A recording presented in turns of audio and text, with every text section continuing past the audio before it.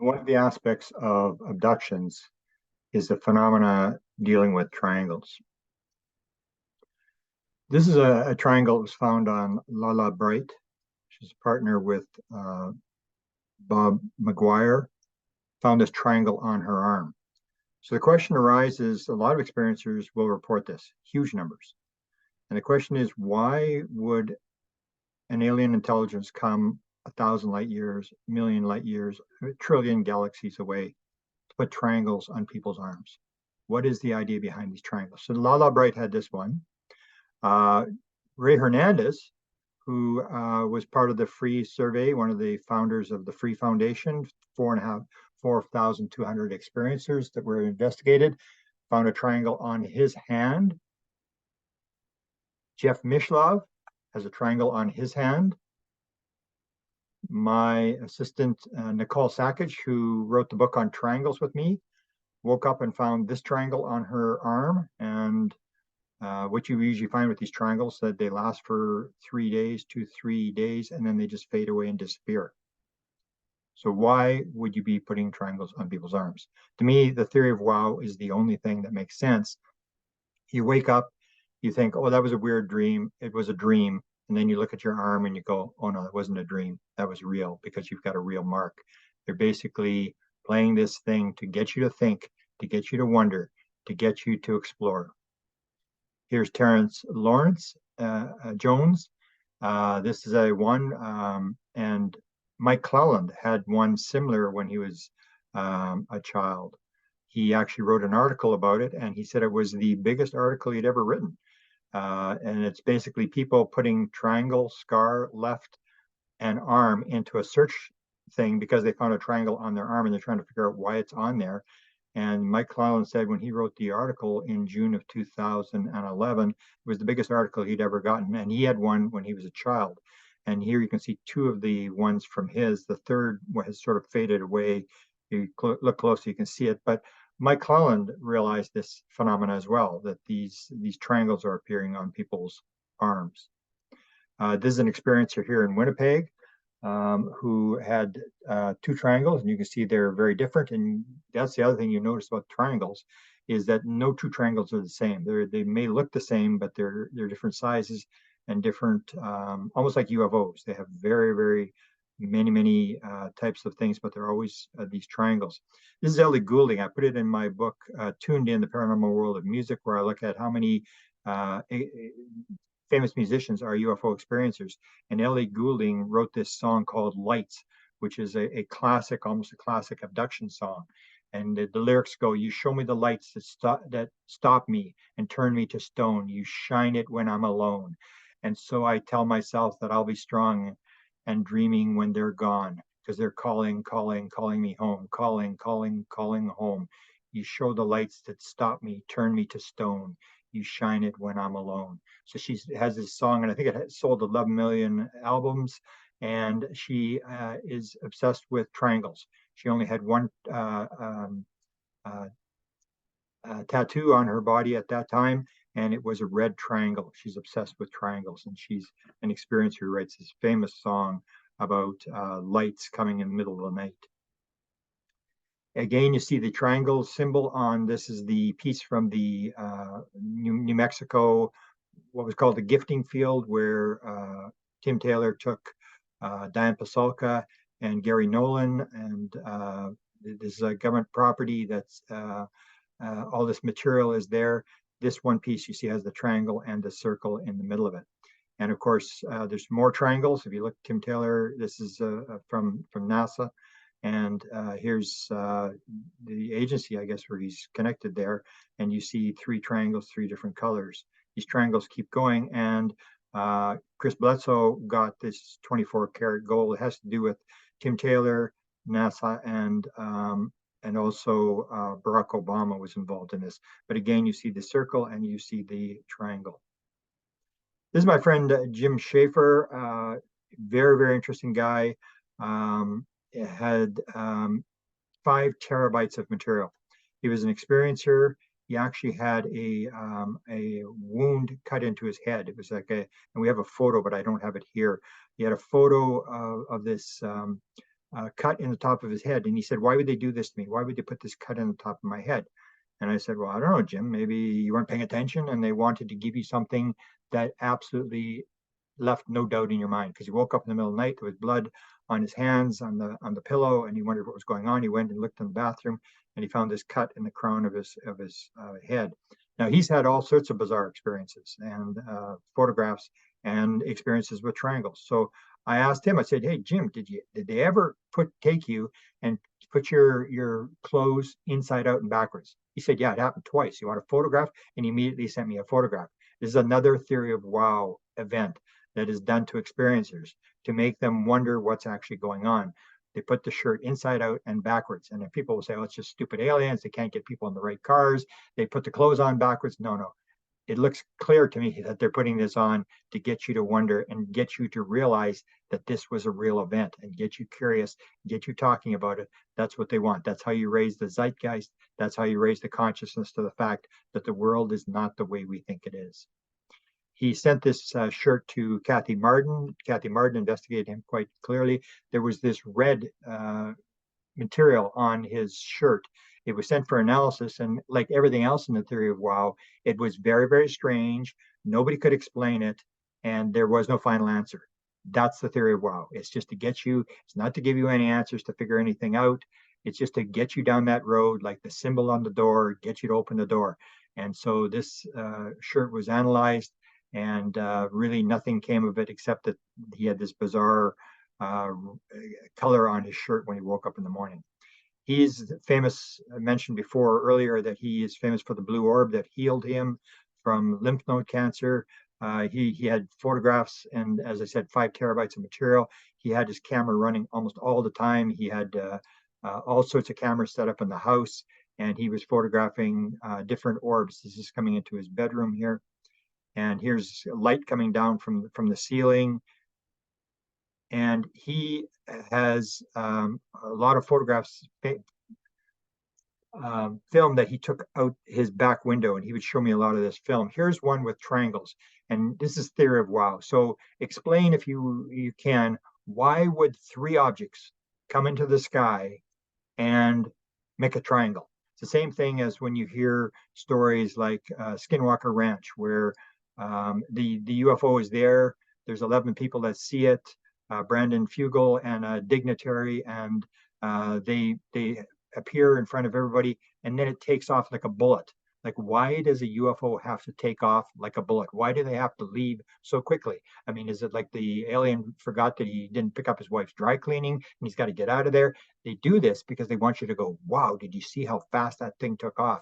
So here's a video that Jim took among many, many videos that he had of a triangle forming in the sky, UFO objects. And he had all sorts of these objects. He'd follow them around the sky, and he had very high-end cameras, and he was spending almost all his time and his money trying to document these experiences that were happening around him. So here's this video of triangles forming in the sky. And the question is, why do UFOs come across the galaxy to form triangles in the sky? Or that we did that already. Here's the video.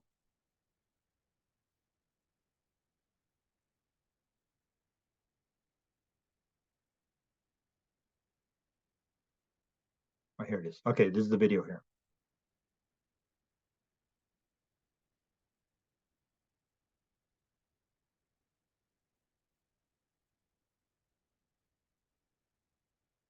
It'll come in from the left top corner.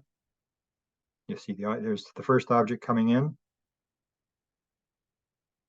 Moves out. There's another object.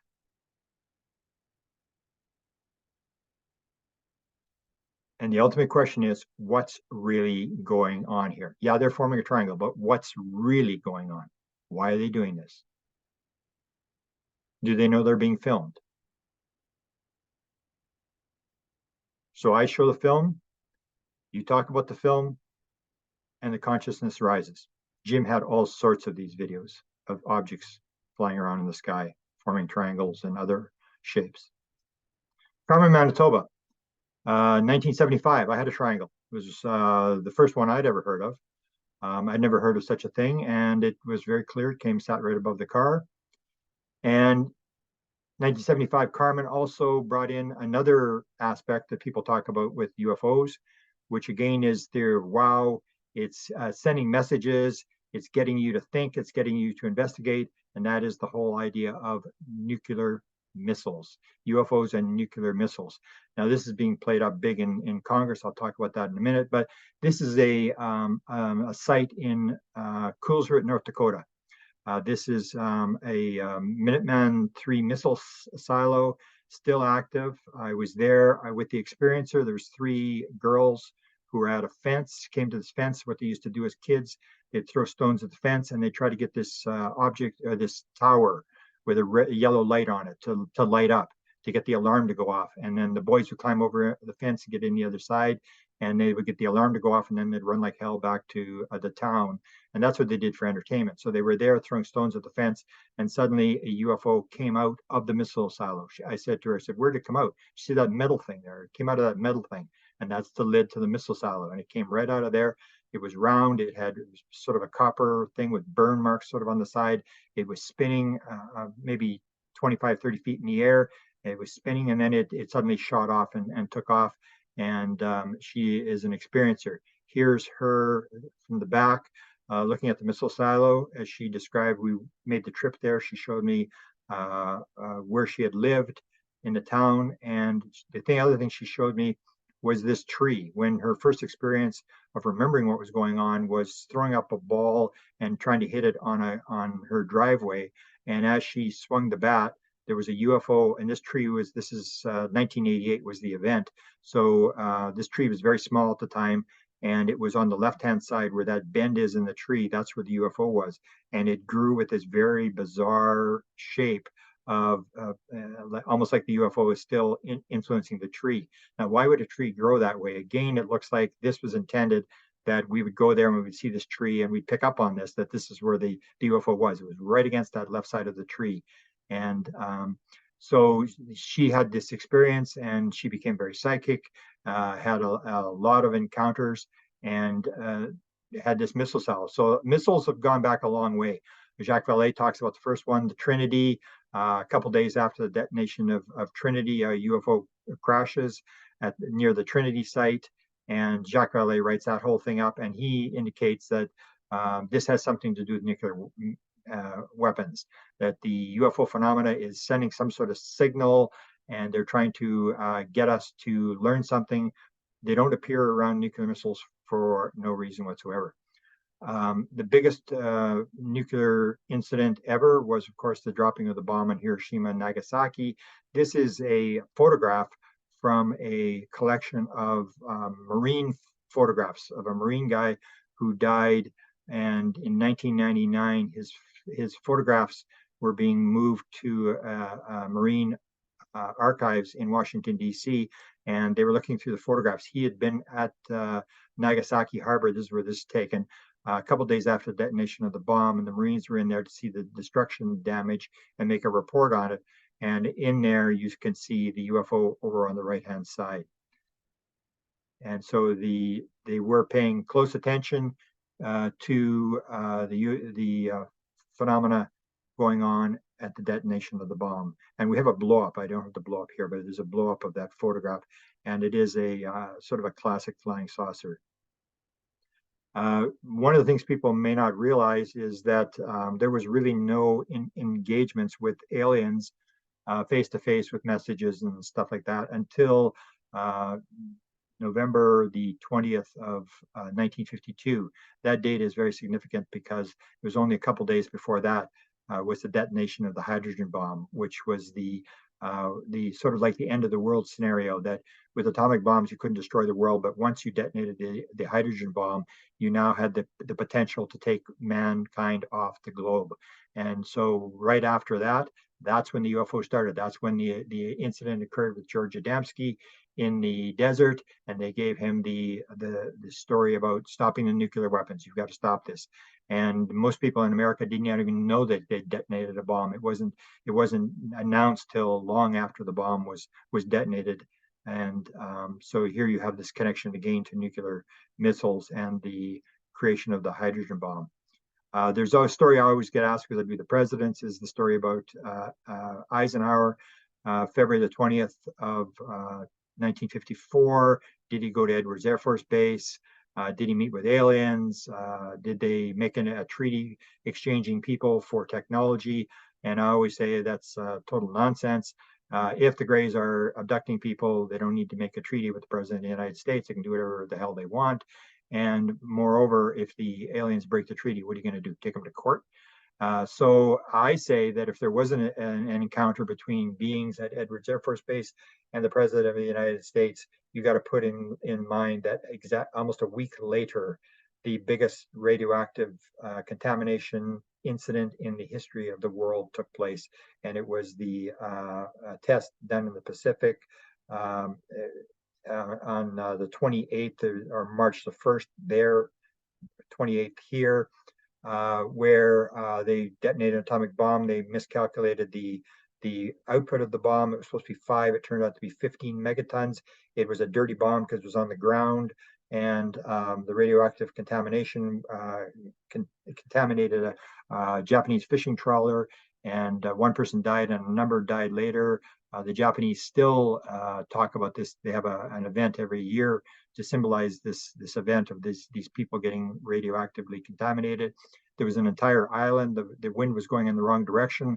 This entire island got contaminated. They had to take all the people off the island, but they left them on the island for 48 hours to see how savages would deal with nuclear weapon fallout as a test.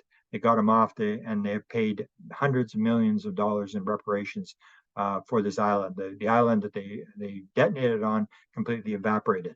So if there was a meeting between Eisenhower and beings, I'm sure it had to do with them telling the president stop the nuclear weapons because they knew what was about to happen in the Pacific. So here's the blow up of the one over Nagasaki Harbor. You can see on the left hand side this object, and this was provided to me by a Japanese reporter who there was a bunch of photographs that had UFOs in, but this one was the clearest of showing a clear object. Here it is again. Robert Salas, I started to realize there was another pattern that was forming with nuclear weapons and UFOs, and that was that every time there was a major world event, you'd have a UFO incident related to nuclear missiles with UFOs. The 6-Day War, most people know the 6-Day War, but they don't realize that it had to do with nuclear weapons. What the 6-Day War in Israel was all about was the Dimona plant. The Russians had realized that the Dimona plant was about to produce its first 2 nuclear weapons, and they realized that they had to take the plant out. Otherwise, it would be too late. Once they built the bomb, it was too late. So there was this, they put the Egyptians up to it, and then the Egyptians was a sort of a fake war, and the Soviet Union was going to come in behind, and they were going to take out during this war. They were going to take out the Dimona plant and stop the creation of nuclear weapons. And that happened in the beginning of June. In March, just before that, there was the incident with the 10 missiles at Malmstrom where they shut down the missiles. And then there was other incidents that occurred after that. And the 6-Day War actually goes back earlier. It didn't just start on the 6th. There was a bunch of Syrian planes that were shot down just after this incident with Robert Saleh. And it's almost like when the temperature of the world gets very heated and there's discussions about nuclear weapons and the potential of them being used, suddenly you get these UFO incidents. And I've noticed quite a few. For example, May the 25th, is just before the 6-Day War, the week before the 6-Day War, the Russians flew a MiG-25 over the Dimona plant for the second time. And this was to track where they were going to, if they were going to bomb it or they were going to see what the development was there. And the Israelis tried to shoot it down with, I think, Hawk missiles, and it was too high. They couldn't shoot it down. And so that occurred exactly the same day as the famous Falcon Lake incident in Canada, where Stephen Mikulak was burned, and the Canadians actually have a $20 gold coin symbolizing that event. That was May the 25th. That was exactly the same day. And this is the thing, is to realize that the 6-Day War actually had to do with nuclear weapons, and there was a bunch of stuff happening related to UFOs and nuclear missiles just before that war started. Here's another one, the 1973, another Middle East war was the war, oh, now I'm going to forget the name of it, the Yom Kippur War. So the Yom Kippur War was in 1973 in October. That's exactly when Pascagoula happened, during that war. And again, the Yom Kippur War, people don't realize it had to do with nuclear weapons. The Israelis weren't doing very well. They had lost a lot of troops and a lot of tanks, and they were losing ground. And they armed 11 nuclear missiles to, in case they had the planes ready to go, and they were going to use, I think it was 11 or 13 nuclear missiles that they had to back off if they were to lose the war. So you had this nuclear situation going on, and exactly a couple days after that war started, that's when the Pascagoula happened, and Pascagoula happened outside the Pascagoula shipyards where the nuclear submarines were built and were serviced at Pascagoula. So that was that one. And the other, hang on. The other one was October the 25th, which was the last day of the war.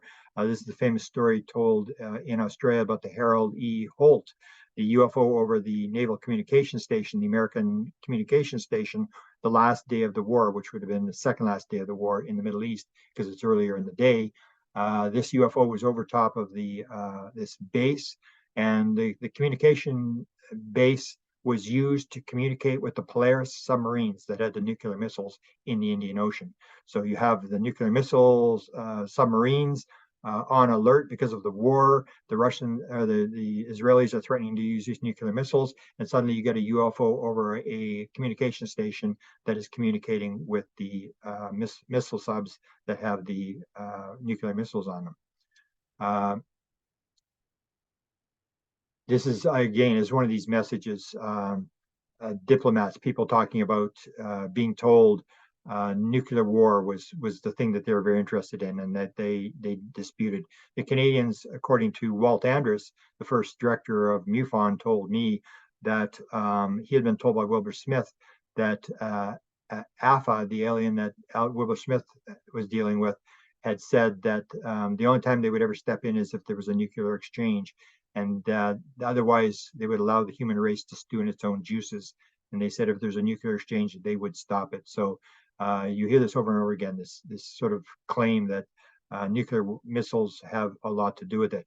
And here's the one that may shock a lot of people.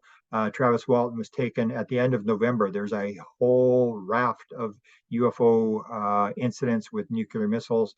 They're over Malmstrom, they're over Minot, they're over Wordsworth Air Force Base, and they're in the weapons storage area at Loring Air Force Base, at the SAC base, where they load the nuclear weapons. This all happened at the end of October and the beginning of November. Travis Walton was taken right in the middle of this thing. And what people may not realize was that every night that Travis was gone, 5 nights, there was a nuclear missile over, there was a UFO over a nuclear missile, either at Malmstrom Air Force Base or at Loring Air Force Base, every single night. So there's this connection. I always knew there's this connection. My incident occurred, I won't get into it, 1975. They built a anti-ballistic missile unit with a bunch of nuclear missiles that would try to take out the Russian missiles as they were coming in a town called Koolsrud, North Dakota. And this is exactly when the sighting stopped in Canada. And at the end of 1975, they made a treaty with the Russians to take the anti-ballistic missiles out. And that's when the UFOs sort of faded away. And Carmen, Manitoba, where I had my sighting in 75, really hasn't had a UFO sighting since. Now we have a situation where people are briefing the Pentagon, and they're basically saying this is a threat to national security. They're messing with our nuclear missiles, and hopefully they've got the missiles all shut down. Because there's even the stories that every single missile has been visited, and they may have all the codes so they can shut the whole thing down. But we're playing this game that, oh, this is a threat. They're over the nuclear missiles. I'll point out finally, dealing with nuclear missiles, there has not been a nuclear missile incident with a UFO for at least 13 years. So it doesn't happen anymore. Even though we're playing it up like it does happen, most of the cases that people are talking about is this 1967 and 1973 incidents and the 1975 incidents with the nuclear missiles. That's when everybody's talking about these incidents. It really doesn't happen anymore. So the effort to do this is just this weapons of mass destruction thing. You're trying to build up hype. You're trying to scare the living daylights out of the congressmen to get money in order to do research. The non-local connection, I'll quickly go through this. The non-local connection is made what this all come down to, that this may not be ETs, this may be something much more complex, much more in-depth reality behind the machinery, behind reality. Because if you take a look at, for example, a cattle mutilation at Skinwalker Ranch, there was one cattle mutilation that took place while the people were there. They were only a couple of yards away and they did not hear anything, did not see anything. They tagged this little cow, and a couple of minutes later, the cow was totally mutilated, upside down, pieces moved and stuff like that. And the thing is that it would probably not be an extraterrestrial coming there and doing it. It's something that just appears like an apport. It just appears in deeper reality. And it's able to do this with people standing around it, almost like dropping in a port out of a coin out of the sky, out of the ceiling, where it just sort of appears from nowhere. So the non-local connection may be where we're going with this thing, that it is not a local world, it's not a physical nuts and bolts world. It is a much more complex world that has this non-local connection to it. And you start seeing this when you look at the experiencers. And I admonish, or I acknowledge the fact that MUFON has gone now to talk to experiencers. If you want to know what the UFO phenomena is actually doing, it is incumbent upon us to talk to the people who are actually engaging with the intelligence behind the phenomena. And there are a lot of these people, and they're willing to talk, and I think we can learn. Ron Johnson is an experiencer out of Utah. Here's what he talked about, and I wrote a whole book on this called Alien Sky Pilots, 36 plus people who claim they've flown the craft. And so here's what they said to him when he got to fly the craft. He said, wow, we were just sitting there and I was watching. It was awesome. I asked him, I said, what am I supposed to do? He said, it's all inside you. All you have to do is think and the ship will respond to whatever you want to do. I said, I'd like to go into deep space and see the Milky Way from a distance. It only took maybe a second or so. And all of a sudden we come to a stop out in the galaxy, out in space somewhere. And I'm looking at the Milky Way galaxy. So the guy said to him, it's inside you. It's all inside you. This idea that everything is inside of us and there is no time, there is no space. It's all one electron. It's all one thing. It's all alive. It's a verb. And the universe is that complex that it's not what we think it is. And that you can, if you understand this principle, that's how they move from one place to another. They understand it's all inside you. It's all one thing. There is no separation. It's all connected. And you can go from here to there anytime you want just by thinking about it. This is another experiencer who flew the ship. And I asked her to write out for me what she had experienced. And she said, he asked us if we would like to drive the ship. Of course, Rita and I, there's two witnesses to this thing, were on board the ship. Both said yes. After explaining the control panel and showing us which button to push, he then said, when you are ready, before you touch the button, first hold the thought in your mind of where you want to go, as you will see in your mind, and then touch the button. We did that in the next second. We were where we wanted to be. The ship responded immediately. And that's this idea of the fact that there may not be any time and space, that this thing is very, very complex and is all within us.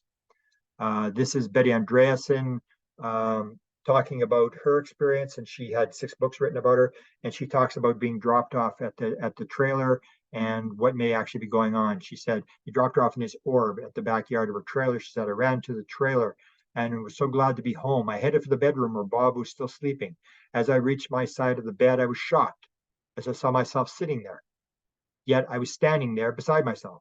I slipped back into my resting body, which is the indication that this abduction experience is happening out of body. And that may be why they wake people up, is to force the person to dissociate. You can dissociate when you go into trauma, when the great fear state. So as soon as they create this great fear state by waking you up and you see this alien there, you go into shock and they say, okay, he's dissociated, he's ready to go, let's take him. Because a lot of people will describe the fact that the abduction experience is not happening in the physical reality. The reality that's there is very physical when you get there, but it's a different place than here. This is the director of MUFON Japan. He said he's had 22 experiences in 2022 engaging the grays, and they're all done through out-of-body experience. This is what he said. This process happened when where I guess my consciousness and what I referred to earlier, the ship having some sort of conscious merge.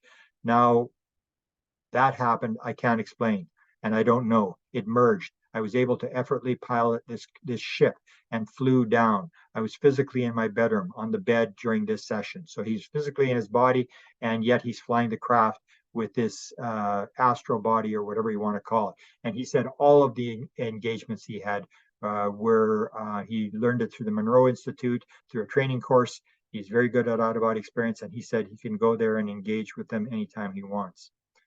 This is again Dr. Ingrid Hunkela describing her out-of-body experience, which is basically the same thing. This idea that there is no real time and space. Wherever I put my mind, I could go. Time and space had vanished for me. I could go anywhere at any time. I saw a dog at the end of the street and it was instantly there. I saw a tree and it was instantly there. This comes to the idea of what's really going on again. A lot of people have talked about this. Ron Johnson said, I think it has something to do with decisions made in pre-existence. I begged God and Jesus for these to stop when they first started. But after many, many prayers, they kept coming. They told me that I had no right, that I was programmed from birth for these things to happen. And this is the idea that he had agreed that this is the part of a program. And Chris Bledsoe said the same thing. He was asked, when did you first experience these beings? He said, they've been with me since before I was born. And I asked him in a recent interview, do you think this was a plan? Because they had told him, you have a burden and it is yours to carry. He used to carry the message. You hear this over and over again from experiencers that this was all something that they agreed to, that they planned. Here's Chris Bledsoe. Michael O'Connell asks him, he's an associate of John Mack. He said, they've been here since before you were born. Were they with you in another lifetime? He asked Chris. Chris said, yes, before I was born. I didn't have to speak. I didn't have to talk to them. It was all telecommunication. Wilbur Smith, who ran the Canadian government UFO program, said in his conclusion, apparently there is a plan which is being meticulously followed and I am involved, but just how I haven't got the slightest idea. All I can gather is that big and terrible things are due to happen shortly, and there is a purpose to guide us through the difficulties. So it's this idea that we are part of some sort of overall process. This theory of wow is all being done for a particular reason. This is not random. These are not aliens that got lost. And finally, I'll leave you with this slide. This is Jim Semivan, who again had the beings in his room, was not happy with them being in his room and affecting his wife and him. He was asked I think by John Alexander, who was running the program, I guess implying the government, who's running the program. And Semivan replied, they are. And this is the idea that whatever this phenomenon is, it's running the show. And he also stated, very importantly, there does not appear to be any there. This goes to this non-local idea that the world is much more, I say 1,000 times more complex than people think it is. And the key to the paranormal phenomena idea is that this is an indication that that's where we have to go. They're giving us hints of what the world is really like. And if we get curious and explore it, we'll get closer. We'll never find reality, but we'll get closer to where it is and make many great discoveries. Thank you for your time.